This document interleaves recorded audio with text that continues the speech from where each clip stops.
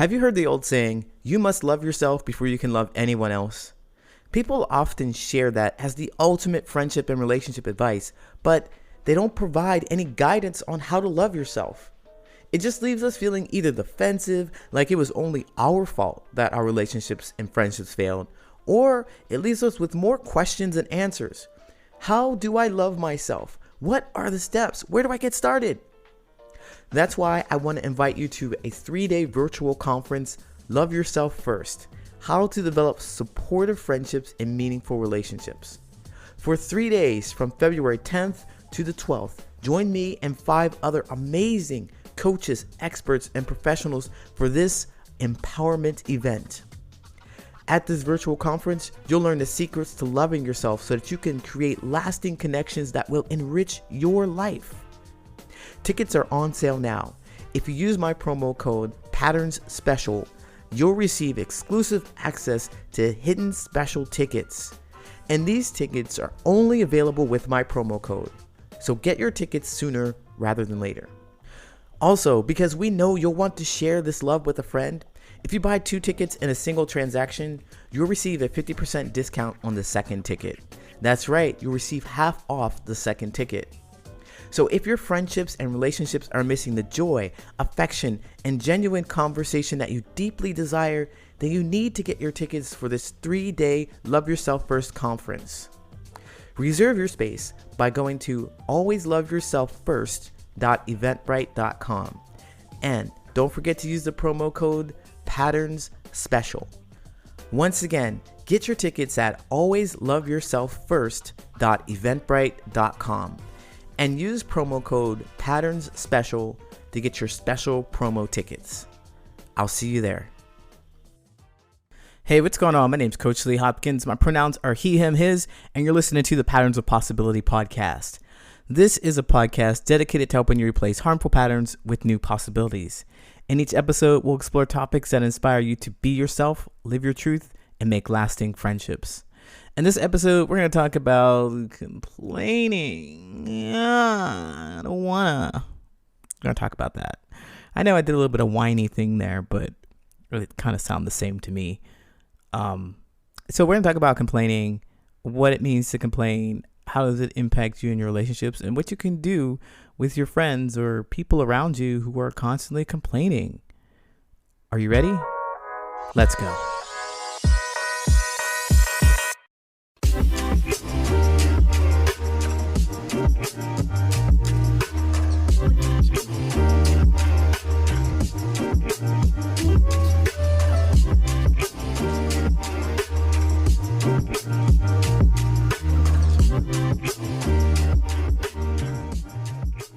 All right, so let's say that you have friends or people that are around you that just keep complaining. They're just like, oh, I'm so tired.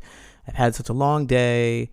I'm so frustrated with these people. It just seems like nothing ever goes right when you talk to these people. They never have anything. Well, most times, I don't want to say never, but most times they don't have many joyous things to talk about. They're just like, my boss sucks. I blame this guy. I blame that guy. And, you've probably gotten used to it too. You've probably gotten used to all this bickering and blaming and whining.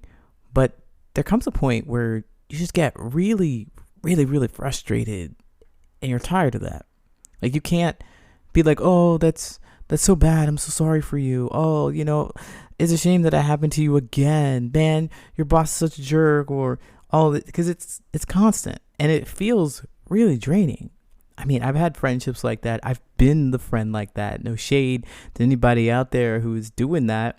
But I recognize that I also did that. I recognize also the impact that it has on people to be there for you and listen to you when you perhaps don't want to change. Now, I realize I just flipped the script here. I was talking about the one person who's handling all the feelings of the person who's complaining.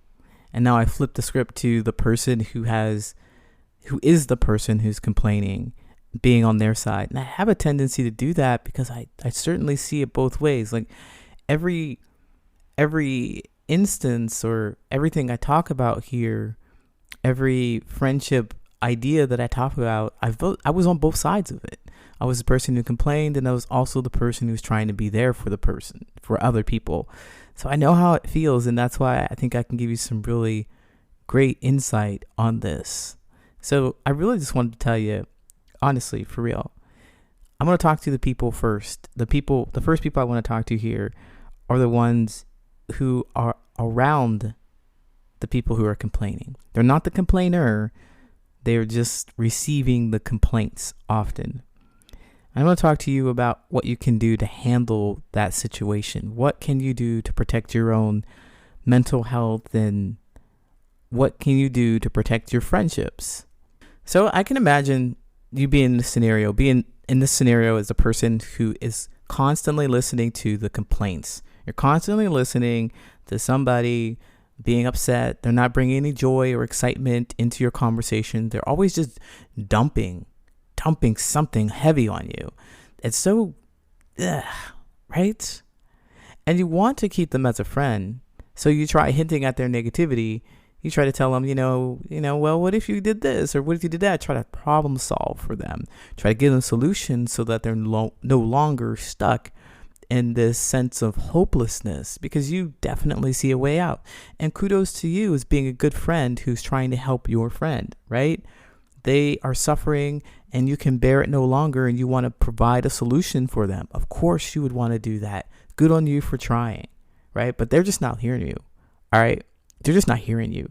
They're like, nah, I can't do this. They give you more reasons why your solutions won't work. So you go out and you try to find more solutions to the problem. You try to figure out what else it is. All right, you brought up another roadblock. No problem. I'm a good friend. You complain, but I've got you. I got the answers because I'm a good friend. I'm here for you. But then they still don't respond. They still have the same problem. You give them sound, solid advice. They go off into the world and they come back the next week with the same old stuff that happened last week. Nothing changed. And you're at your wit's end. You're frustrated. You really want them to figure it out, to fix it. Fix it. They don't see how their negativity or their complaining is affecting your relationship. They don't see how it's impacting your friendships. They don't see you at all. And so you wonder, what can you do? If you're there right now, it's hard. I get it. But what can you do? You want to keep the friendship and you want them to stop complaining? Well, this is where I would give you I'm giving you the truth, okay? I'm telling you the cold, hard, honest truth is that they're not gonna just change because you want them to. They're not going to. You give them all the advice in the world. You give them all the insight that you have. You give them all the help, the time and energy, and the patience that you have with them. They change on their own time. They'll change on their own time. And you've been waiting for them to do that by giving them all this energy, saying that I'm here for you, I'm going to support you. But when you get to your point where you're frustrated with your support not working, you might try and do something like, you need to change, or I'm not going to talk to you anymore. Or you need to do something different. You might get frustrated at them because all they bring you is more frustration. All they bring you is a problem that you cannot solve. And I think personally, as a human, we really dislike not having control. We're all about controlling something in our environment. I'm not saying that this is a negative trait or a positive trait. I think it is just a thing, that gives us esteem. It's very esteeming, gives us self-esteem that we are able to impact our environment in the way we desire. Okay? It gives us esteem. We're excited at the fact that we can do this.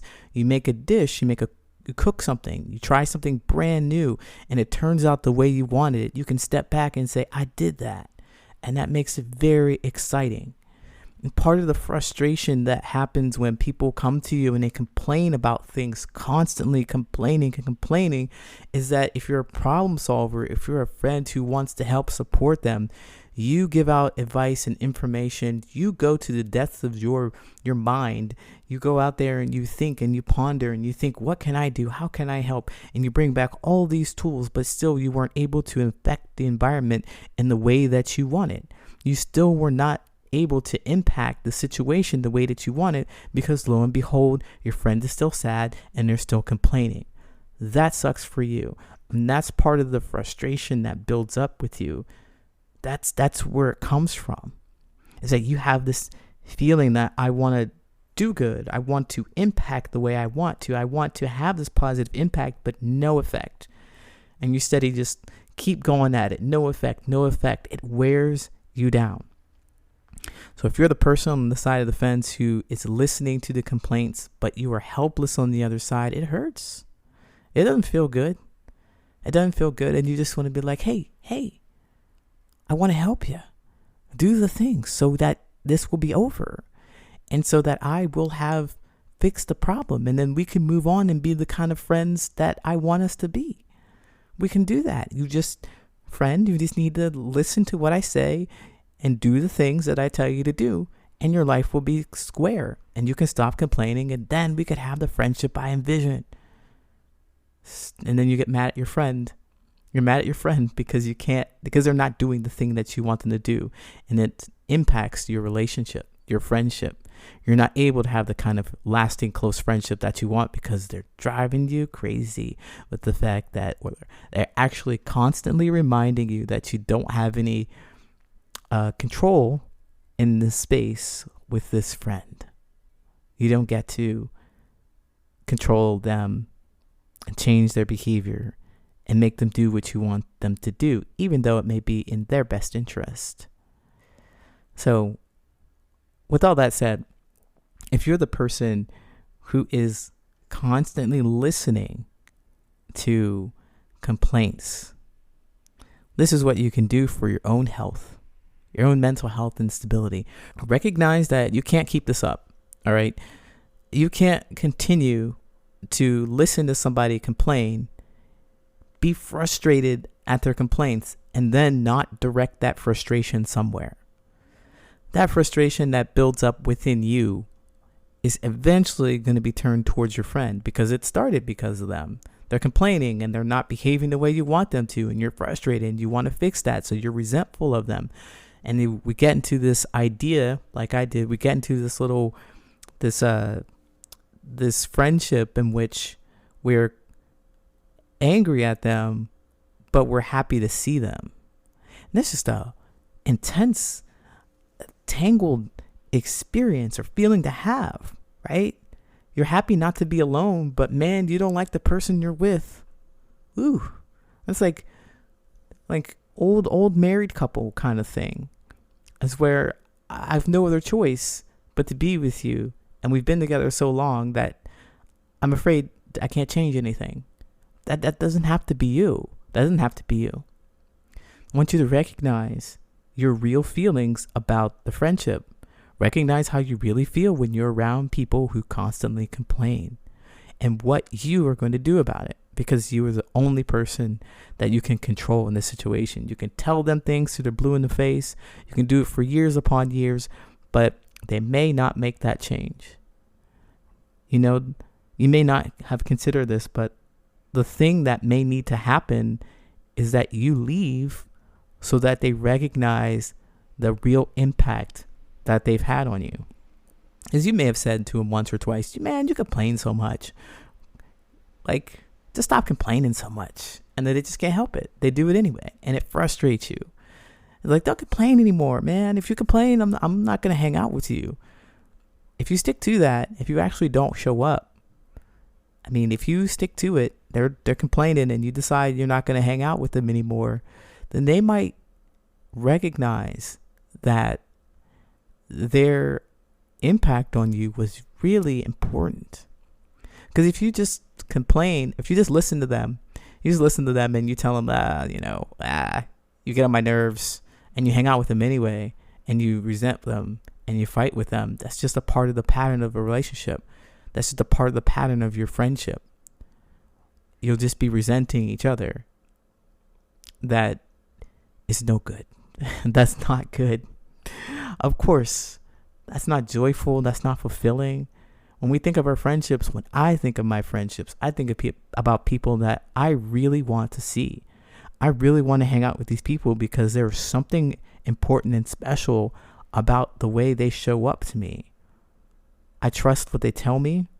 I trust that they have my best interests in mind. I have fun playing games with them. Those are the kind of people that you want in your life too, right?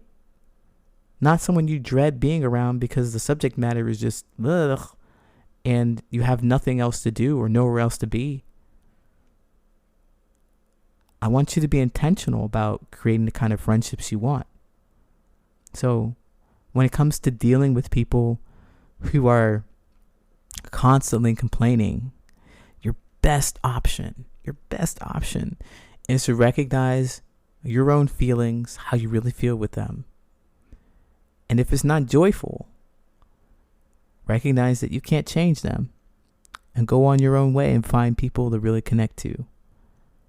If you need help with that, I've got you. I'll be right back with the Answer Reddit friendship advice question. Stop wasting time with people you don't like, you can't trust, and you're not interested in. Join the Patterns of Possibility Discord server and start making real, meaningful friendships. This 21-year-old and up community is dedicated to practicing real friendship-making skills. We provide a supportive, safe, and inclusive environment to discuss the good, the bad, and the ugly of our friendships. Here's just a few perks from joining our flourishing community. One, the best one I think, is that you're going to get great tips on how to find friends, how to fight fair in friendships, and how to recover from these friendship breakups. I host weekly friendship events featuring real friendship issues and resolutions. It's almost like free group coaching. And this is a two-way conversation. You are going to share your experiences with other group members, and they will share their experiences with you. You want to be connected and practice these friendship-making skills. The whole purpose of the server is for you to come here, practice these wonderful friendship-making skills, and take them out into the real world, see what happens, and then come back to us in the server and talk about your successes and your failures, what you could do differently so that you can try again. Let's support each other so we can find real, meaningful friendships. If you're interested, you can apply at my website, patternsofpossibility.com/Discord sign up. And I said apply because we appreciate quality over quantity, and we request that all newcomers go through a little screening process before they're allowed on the server. So if you're interested in joining a supportive, safe, and inclusive environment that helps you make genuine, lasting friendships, then you need to check out the Patterns of Possibility Discord server. You can sign up at patternsofpossibility.com/Discord sign up.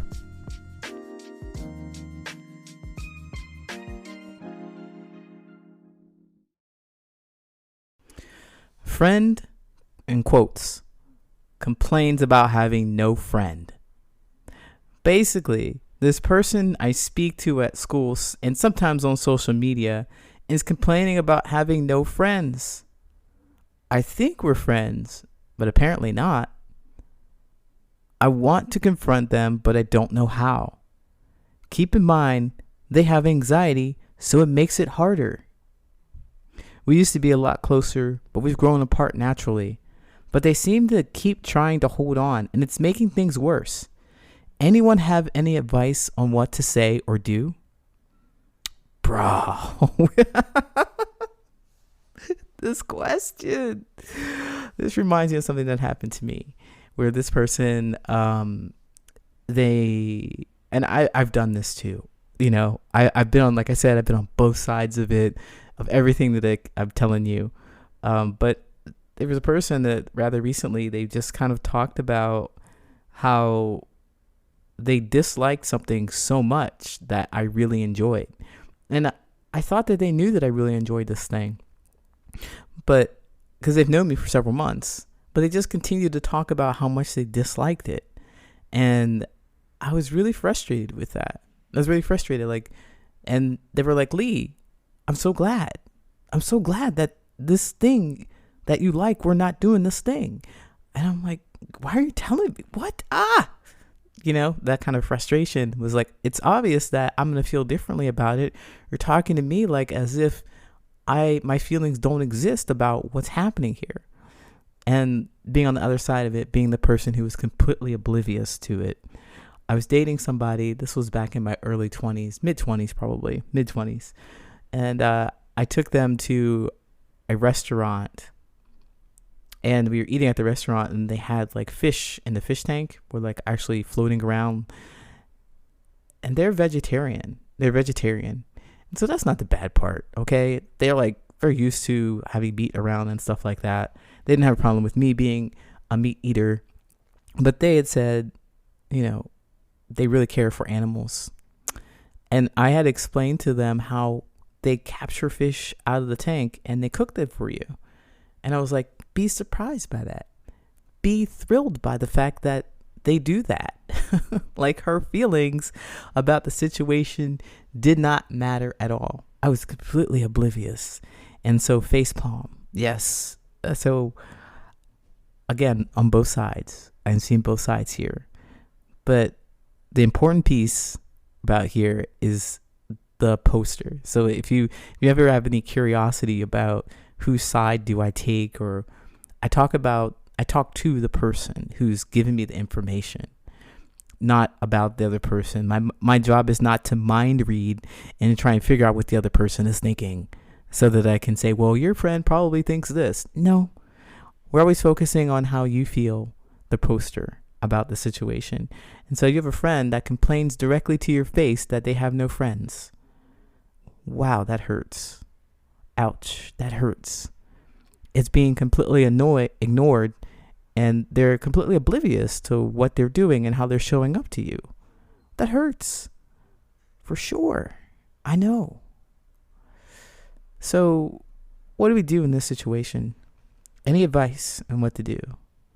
Well, my advice is always to focus on your own feelings first. What's going on with you and your own feelings? How are you feeling about this relationship and friendship? It seems like you're really feeling hurt by that.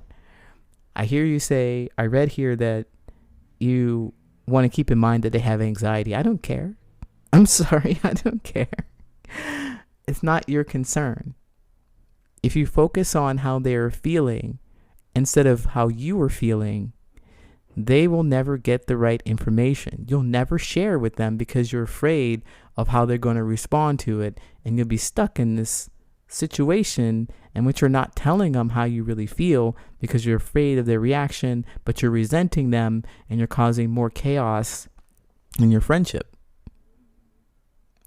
It seems like you don't, well, I would say that I don't appreciate this. I wouldn't appreciate somebody telling me that they're not interested in me, or they don't consider me as a friend. I'd bring that to their attention right away. Like, well, what do you think we are?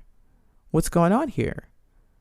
I want to bring that to their attention because perhaps being the person who your friend might be this person who's just completely aloof, and he might be the person, or they might be the person who's the one to take their partner to a restaurant in which they're vegetarian and have them marvel and hope that they will find joy in the fact that they kill live animals right there on the spot.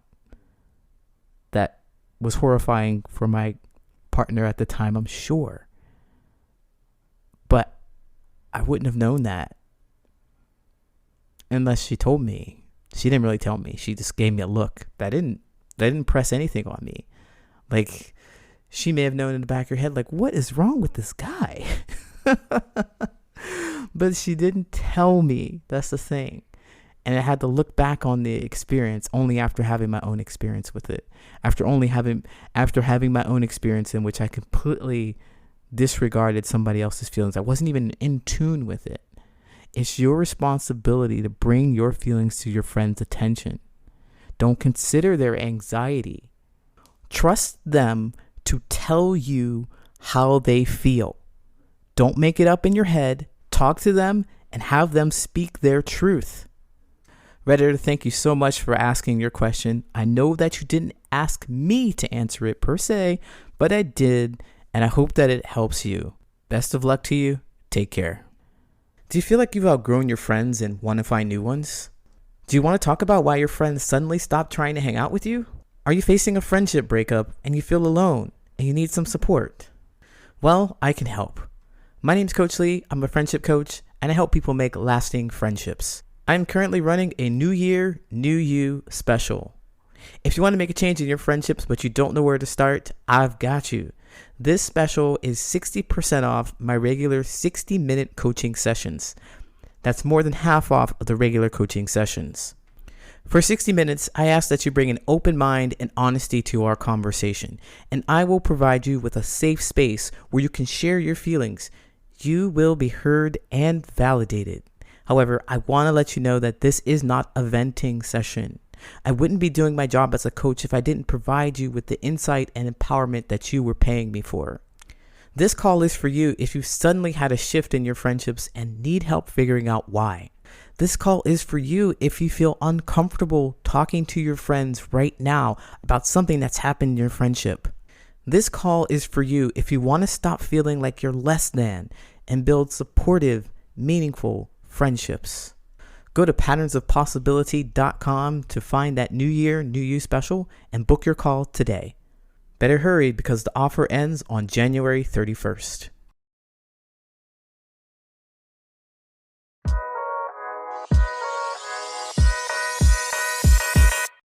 My name is Coach Lee Hopkins, and you have been listening to the Patterns of Possibility podcast. You can find me at patternsofpossibility.com and on all social media at Patterns of Possibility.